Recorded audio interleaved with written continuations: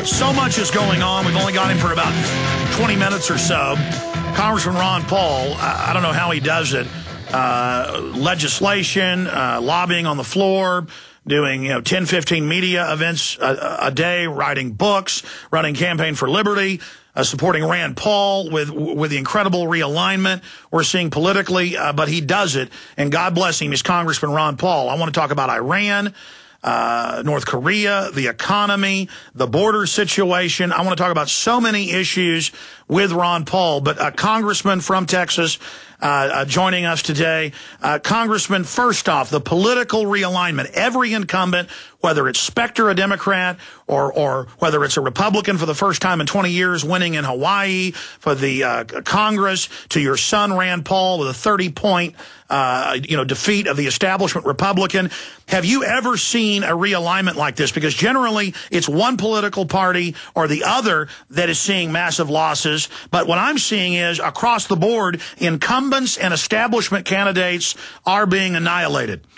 No, I think that's absolutely right. This is different. I think there's been periods of time when people get very frustrated, like you indicate. They might shift back and forth from one party to the other. But right now, they're unhappy with both parties. But the real tragedy is that we don't have a good, and I say this word cautiously, a democratic process, the democratic election, the ability of parties to compete. There's a monopoly controlled by the Republicans and the Democrats. And since philosophically they're not too far apart, they sort of gang up on anybody who wants to offer an alternative. So if we had had a very strong third party, so here all the people talk about the Tea Party as if it's a party, but it really isn't a party. It's an alternative. And that's why the mixture comes up, because sometimes Democrats are in trouble, sometimes Republicans are in trouble, but there's no one party to fulfill the role that is necessary. And I don't think that's going to happen soon, because the laws make it very difficult to get on ballots, and the media doesn't allow people to get into the debates and this sort of thing. So they're very, very handicapped.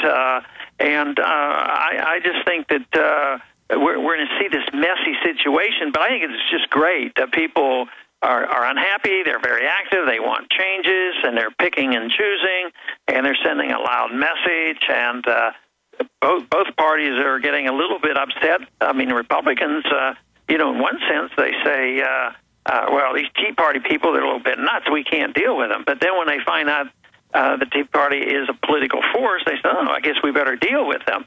So they're in a dilemma, too. But I think it'll work out as long as the people who are unhappy stick to their guns and say, and trying to agree on some basic principles. We either have too much government or too little government. We either spend too much money or too little bit of spend the money. We either have a lousy foreign policy or we don't have it. So I think those are the kind of things that we have to stick to our guns and be as consistent as possible, and to see what we can do to contribute to a positive change in this country.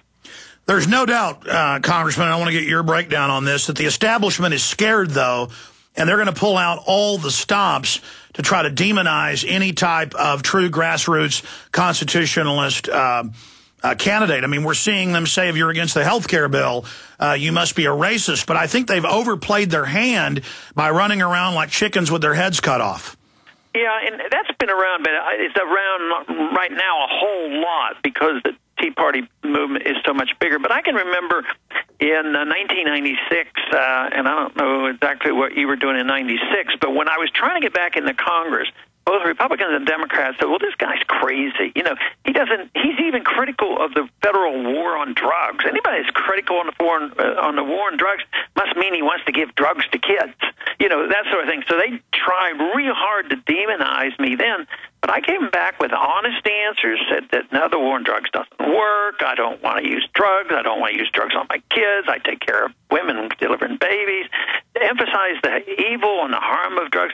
We won that argument. So they will always try to demonize individuals, but more so today than ever before, because, like you say, they were trying to turn it around. That just because we oppose something Obama proposes, oh, you must be a racist. It's the demagogues that really bug me. But, in 96, I was interviewing you when you were getting back into office, and I do remember that, and they a few years ago had your head floating around out in space, always trying to make you look like the outsider. But as many newspapers have reported, your views, the Constitution, my views, are now the majority view, and the establishment is desperate and is very, very afraid. What else do you see them from your years of research and experiencing this in Congress? What else do you think the big central banks and others are going to do to try to keep control of the people? Well, I think whatever they think is necessary, and I had some information passed on to me, sort of inside information of somebody who knew somebody that was well tuned to the people at the Federal Reserve, and they say they are really, really concerned about our movement to expose the Fed for what they're doing. Not so much that they think tomorrow we're going to have a victory and have a thorough audit and the Fed is going to end, but what they're upset or worried about is the fact that more and more people are aware of the Federal Reserve now like never before, and exposure is the most important thing. Then the changes will come and the reforms will come. So they know exactly what we've been talking about. I think that's where we've had such a tremendous success in the freedom movement in the last decade or so, is that people have become aware of the power of the Federal Reserve. And I'm so delighted when I go to the universities, and the next generation will know about the Federal Reserve. The Federal Reserve was something you never even learned about in college. I mean, they just fluffed over this. It wasn't important. They took care of us. They knew how to run the economy. That has ended, and I think even those who defend the Fed are very frightened about it. Did you have a chance to see Zbigniew Brzezinski's speech to the CFR last week? Because he said, for the first time in world history, the planet is awake to us and our move for global government. And he basically said, we are in trouble. I didn't see that, but I hope he has some real reasons to be worried about that. But was it Biden that said something the other day that Brussels should be the capital for the free world or something like that? Yeah, they're really coming out in the open with their world government because we've exposed it. And I want to run rapid fire now through a bunch of different issues while we have you. We're very honored to have Congressman Ron Paul with us today live on the 26th day of May 2010. You mentioned the war on drugs. I saw an interview with you back in the late 1980s. And you were talking about the CIA who'd been caught shipping in heroin then. And a few months ago, you gave a speech and said there's been a CIA coup in America. Since then, it's been in the New York Times, the Washington Post, AFP, French news agency, and even Geraldo Rivera on Fox. They go, yes, our troops are helping grow the opium for the farmers, because if they don't, Al-Qaeda will get it and sell it.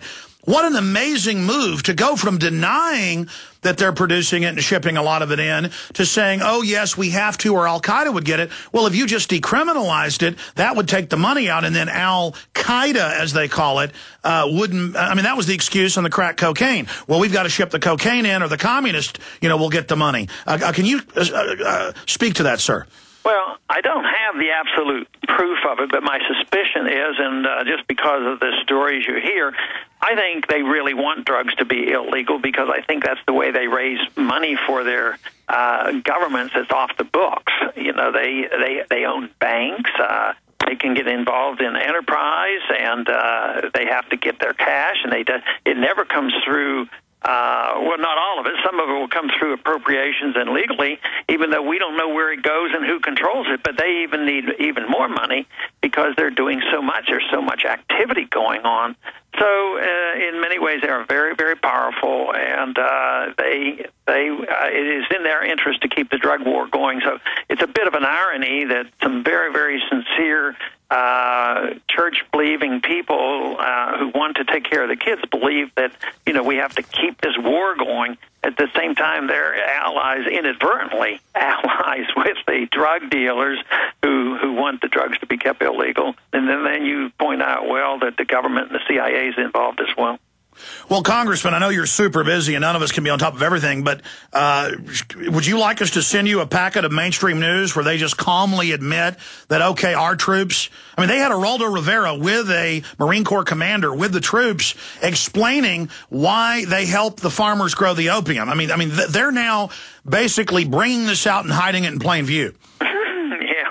Well, I've seen some of that, but I can always look at more material when it's available. Well, here's one more issue on that subject. Did you see the Washington Post 2 days ago? CIA units, wacky idea, depicts Saddam as gay. And then in the article, it quotes them as admitting that the CIA put out at least one fake Osama bin Laden video. That sounds like that should be a congressional investigation. Yeah, well, there's so many things that should be congressional investigations that